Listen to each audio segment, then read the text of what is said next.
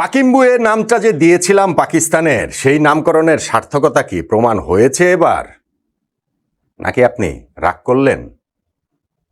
পাকিস্তান যে বাংলাদেশের জন্য এখন কোনো প্রতিপক্ষই না, জিম্বাবুয়ের মতো সহজ প্রতিপক্ষ। টেস্ট সিরিজ শুরু হওয়ার আগে এটা বলেছিলাম। টেস্ট সিরিজের প্রতিটা দিন যে গিয়েছে 10টা দিন ধরেই সেই একই কথাই বলে আসছি, এবং শেষ পর্যন্ত সেটাই তো প্রমাণ হয়েছে, হয়নি? প্রমাণ হওয়াতে কি আপনি রাগ করলেন? অভিনেতা মোহাম্মদ রিজওয়ান ওভার অ্যাক্টিং করে যার 50 পয়সা কেটে নেওয়ার ঘোষণা আমাদের ক্যাপ্টেন নাজমুল হোসেন শান্ত দিয়েছেন স্লেজিংয়ের মাধ্যমে, তিনি ইনজামামুল হক হতে পারবেন না বলেছিলাম তো এই শেষ দিনের আগে, সেটাই তো হয়েছে। রাগ করলেন? বাংলাদেশের ক্যাপ্টেন নাজমুল হোসেন শান্ত নিজেদের গ্যাংস্টার হিসেবে ঘোষণা দিয়েছিলেন। বিশ্ব ক্রিকেটে, টেস্ট ক্রিকেটে বাংলাদেশ এখনো গ্যাংস্টার হতে পারেনি। হ্যাঁ, আমরা পাকিস্তানকে হারিয়ে টেস্ট সিরিজ জিতে ভারতেরও উপরে উঠে গিয়েছি। ওয়ার্ল্ড টেস্ট চ্যাম্পিয়নশিপ র্যাঙ্কিংয়ে এখন আমরা 5 নম্বরে রয়েছি, কিন্তু আমরা ওয়ার্ল্ড টেস্টে গ্যাংস্টার না। তবে পাকিম্বুয়ের জন্য বাংলাদেশ গ্যাংস্টার, সেইটার প্রমাণ আমরা একের পর এক দিয়েই চলেছি। রাগ করলেন? আমি অবশ্য বাংলাদেশের ক্রিকেটের আজকের এই হিরণময় দিনটাতে, যেই দিনটায় পাকিস্তানের বিপক্ষে 2-0 ব্যবধানে সিরিজ জয় নিশ্চিত হলো, পাকিস্তানকে আমরা 358 রানে সেকেন্ড ইনিংসে অল আউট করে দিয়ে 78 রানে ম্যাচ জিতে ফেললাম, এরকম একটা দিনেও যদি বাংলাদেশ দল আমাকে প্রশ্ন করে রাগ করলা, আমি বলবো রাগ করেছি। বাংলাদেশ টিমের উপরে আমি আজকের দিনটাতে সিরিয়াস একটা কারণে রাগ করেছি। এই দিনটার মোমেন্ট অফ দ্য ডে কোনটা, সেই আলোচনার মধ্যে আমার রাগের কারণটাও আপনি আসলে খুঁজে পাবেন।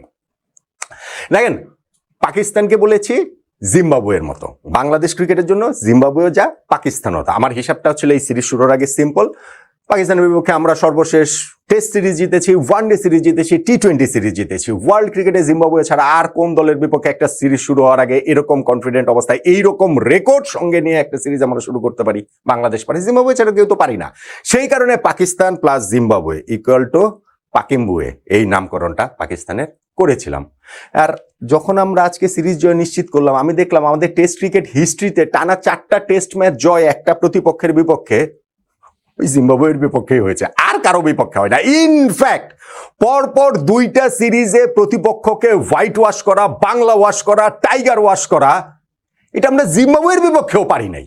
বাংলাদেশ ক্রিকেট ইতিহাসে প্রথমবারের মতো 2-0 ব্যবধানে 2টা সিরিজ আমরা কোনো দলের বিপক্ষে জিতলাম, সেইটা পাকিস্তানের বিপক্ষে। তো তাদেরকে পাকিম্বুয়ে বললে আসলে রাগ করার কি কোনো কারণ আছে?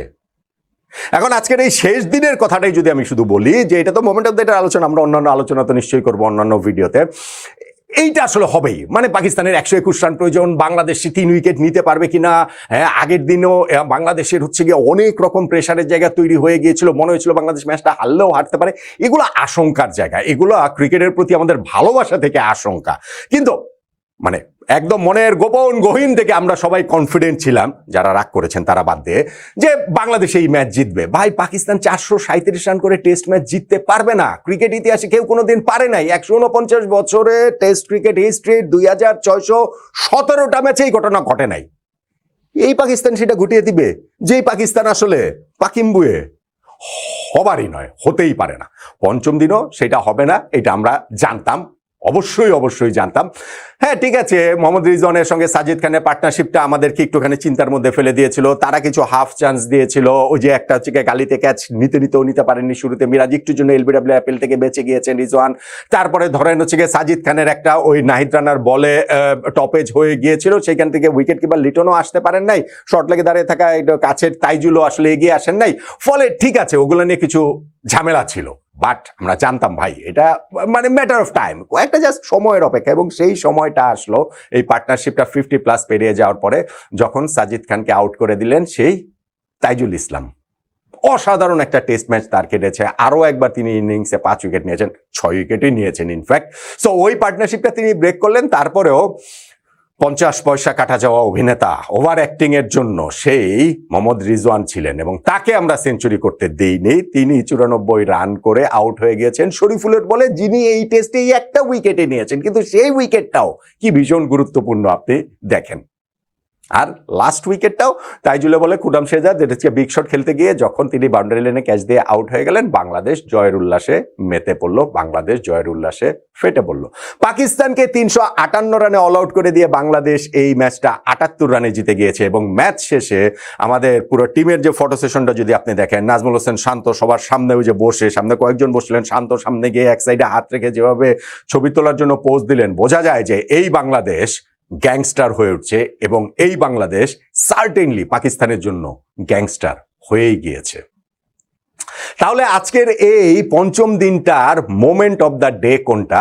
আর আমি যে বলছিলাম যে তারপরও বাংলাদেশের উপরে আমার একটা রাগ আছে, আমি তাদের উপরে রাগ করেছি। আমাকে যদি প্রশ্ন করে রাগ করলা, আমি বলবো যে হ্যাঁ আমি রাগ করেছি। সেইটা আসলে কোন জায়গাটাতে? পঞ্চম দিনের মোমেন্ট অফ দ্য ডে আসলে মোহাম্মদ রিজনের উইকেট না। মোহাম্মদ রিজনের কেউ সে কিভাবে হচ্ছে গিয়ে ওই সে কি আর ইনজামুল হক হতে পারবে নাকি, ওইটা না।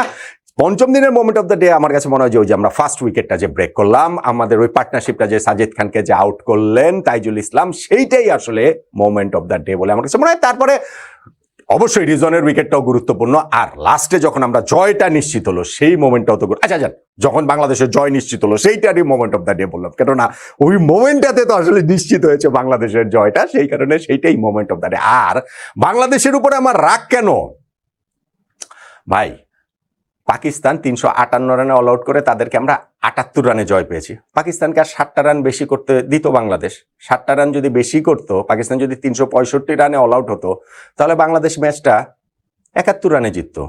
71 রানে জেতা পাকিস্তানের বিপক্ষে আনন্দটাকে আরো অনেক অনেক অনেক অনেক অনেক অনেক অনেক অনেক বেশি।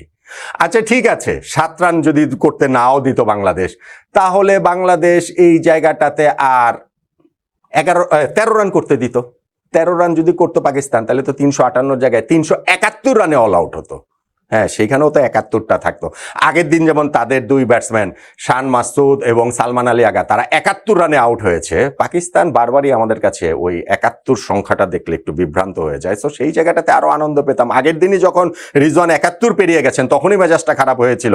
তাও ভেবেছিলাম যে না আচ্ছা ঠিক আছে, যে দুইজন তো 71 রানে আউট হয়েছেন, এবং এই দিনটাতেও যদি আমরা ওই তাদেরকে 358 রানে অল আউট না করে আর 60টা রান যদি দিয়ে দিতাম, কিংবা যদি আর 13টা রান দিয়ে দিতাম, যদি 71 রানে জিততাম কিংবা 371 রানে অল আউট করে জিততাম, তাহলে আনন্দটা আরেকটু বেশি হতো। নিশ্চয়ই এটাতে কেউ রাগ করেন নাই। রাগ করলেন?